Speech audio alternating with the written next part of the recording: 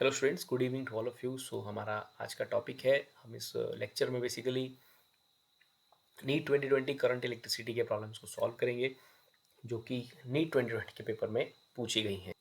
सो पहला जो प्रॉब्लम है हमारे पास वो कुछ इस तरह से है that the solid which have the negative temperature coefficient of resistance, वो कौन से हैं।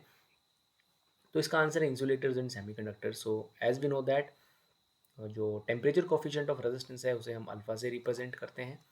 एंड अल्फ़ा का मतलब है, और अल्फ़ा हमें ये बताता है that if increase in temperature like what, if we increase that temperature by unit degree, that what is the change in the resistance of that material. अगर हम यूनिट डिग्री से लाइक 1 डिग्री से किसी conductor के या किसी भी solid के टेम्परेचर को अगर चेंज करते हैं तो उसमें रेजिस्टेंस में कितना चेंज आता है। सो उसकी नॉलेज जो है हमें अल्फ़ा से मिलती है। So alpha is basically the change in the resistance of a conductor with the change in unit degree, or with the change in the temperature of the conductor by 1 degree. So question है कि कौन से solids में ये temperature coefficient negative है। तो metals के cases में और कंडक्टर्स लाइक उनके केसेस में टेम्परेचर देने पे रेजिस्टेंस इंक्रीज करता है, टेम्परेचर इंक्रीज पे रेजिस्टेंस इंक्रीज करता है। तो उनके केसेस में जो अल्फ़ा है that is positive because temperature देने पे रेजिस्टेंस इंक्रीज कर रही है। So for the cases alpha is positive, but in the case of materials like insulators and the semiconductors, with the increase in the temperature, like their resistance decreases. With the increase in the temperature, resistance decreases. So due to that reason, the alpha for the insulators and semiconductors is taken as negative, or it is negative for that, because in that case, with the increase in the temperature, resistance is basically decreasing. So for this reason, alpha for insulators and semiconductor is negative. तो इसका answer है option 2। ये दूसरा question जो इस current electricity के chapter से पूछा गया है वो कुछ इस तरह से है। ये आपको कार्बन कोटेड रेजिस्टर दिया गया है एंड आपको इसकी रेजिस्टेंस वैल्यू फाइंड आउट करनी है। तो यहाँ पर लास्ट में गोल्ड है, सो बेसिकली जो 10% है वो आंसर से ऐसे ही डिलीट हो जाएगा। And this is 4.7 kilo ohms, 470 ohms, and this is 470 kilo ohms। तो हम येलो की बात करेंगे तो सबसे पहले हम अपना कोड लगाएंगे that B B ROY. So yellow is in that fifth number, so numbering start होती है 0 1 2 3 4। सो फर्स्ट नंबर जो है हमारा 4 है। B B ROY great Britain very good wife, इस तरह का कोड है। So this is 5, this is 6, and this is 7 there. So it is like 7, while it 7 को represent कर रहा है, second significant figure of that resistance value। and then after हम तीसरे कलर को देखेंगे, तीसरे स्ट्रिप को देखेंगे for that multiplier। so it is brown, so यहाँ से शुरुआत होता है 10 पावर 0 से, this is 10 पावर 1। so हमारा जो वैल्यू बन रहा है वो कुछ इस तरह से बन रहा है 47 into 10 raised to power 1 plus minus 5%। So it can be written as 470 ohms plus minus 5%। So option 2 जो है इसका करेक्ट आंसर है, 470 plus minus 5%। But 470 is ohms there, not kilo ohms there, because multiplier is only 10, means multiplier has the value 10 because power is 1 there। So 470 ohm plus minus 5%। सो तीसरा question इस chapter से पूछा गया, वहाँ पर हमसे पूछा जा रहा है कि जो रेजिस्टिविटी है कॉपर के लिए, कौन सा ग्राफ जो है कॉपर की रेजिस्टिविटी को बता रहा है टेम्परेचर के साथ। There is a graph where there is a graph between the resistivity rho and temperature. Temperature को उन्होंने एक्स एक्सिस में लिया है और वाई एक्सिस में रेजिस्टिविटी को लिया है। सो ये बात हो रही है कॉपर की, एंड कॉपर एक कंडक्टर है। सो कंडक्टर्स के केस में रेजिस्टिविटी जो है वो इंक्रीज करती है when we increase the temperature. So सभी ग्राफ में जो डायरेक्शंस है, लाइक जो वाई एक्सिस है वो रो को रिप्रेजेंट कर रहा है, ये टी को, ये रो को, ये टी को, ये रो एंड ये टी। तो आप देखिए पहला जो क्वेश्चन था जिसमें अल्फा की बात की जा रही थी वो भी एक तरह से इससे रिलेटेड है।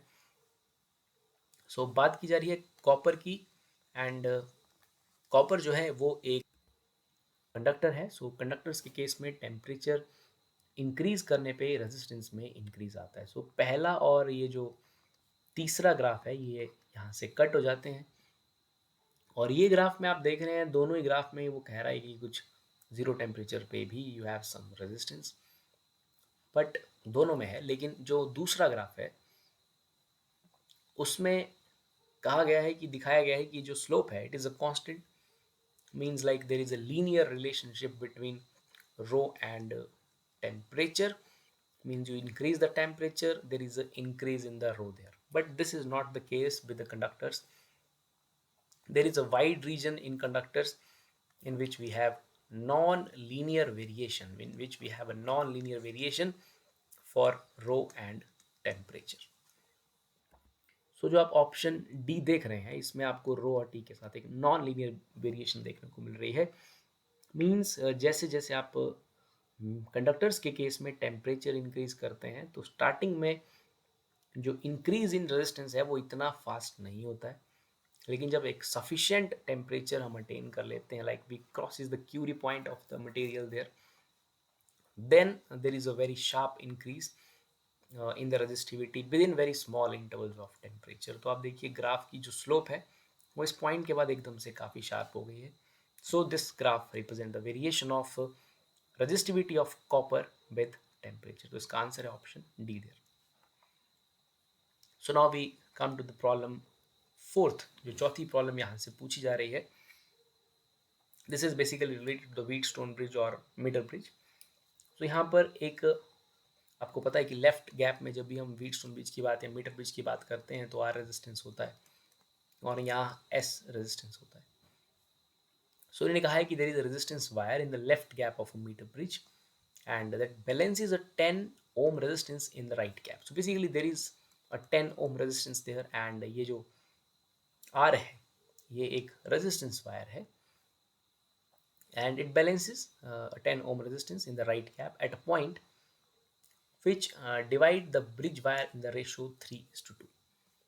So when there is a balanced condition we know that P by Q equal to R by S. So here R is there, R हमें फाइंड आउट करना है and S is 10 ohm, and इसे किस तरह से किस ratio में balance किया गया है। जो वायर ब्रिज की जो वायर है, लेट सपोज मैं ऐसे ही बना रहा हूँ इसे स्कीमेटिकली, तो जो वायर है इसकी बैलेंसिंग जो है जॉकी का जो रेशियो बन रहा है लेंथ को जो डिवाइड किया जा रहा है इट इज़ 3:2 रेशो।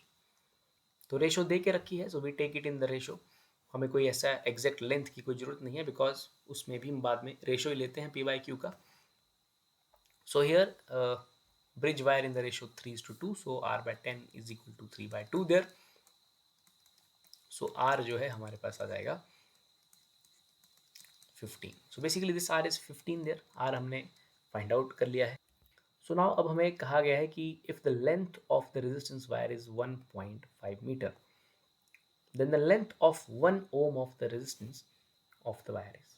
तो ये जो वायर है हमारे पास इसकी बेसिकली जो रेजिस्टेंस है वो निकली है 15 ओम, और इसकी लेंथ उसने गिवन कहा है कि वो है 1.5 मीटर के बराबर। एंड अब आपसे पूछा जा रहा है दैट जो 1 ओम का लेंथ है, सॉरी जो 1 ओम की रेजिस्टेंस है उसकी लेंथ कितनी होगी। तो 15 ओम की जो रेजिस्टेंस वायर है उसकी लेंथ है 1.5 मीटर। सो 1 ओम रेजिस्टेंस की वायर का लेंथ कितना होगा। So it is just 1.5 divided by 15 there, so we just solve it.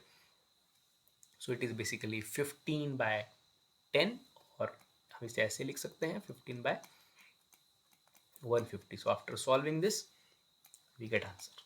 So this fourth option is the correct answer for this question.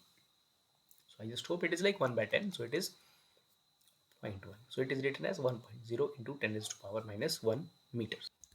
और इस chapter से जो आखिरी सवाल पूछा गया है वो कुछ इस तरह से है जहाँ पर कि आपको मोबिलिटी और ड्रिफ्ट वेलोसिटी को रिलेट करना था। सो एक चार्ज पार्टिकल है जिसकी ड्रिफ्ट वेलोसिटी दे के रखी है।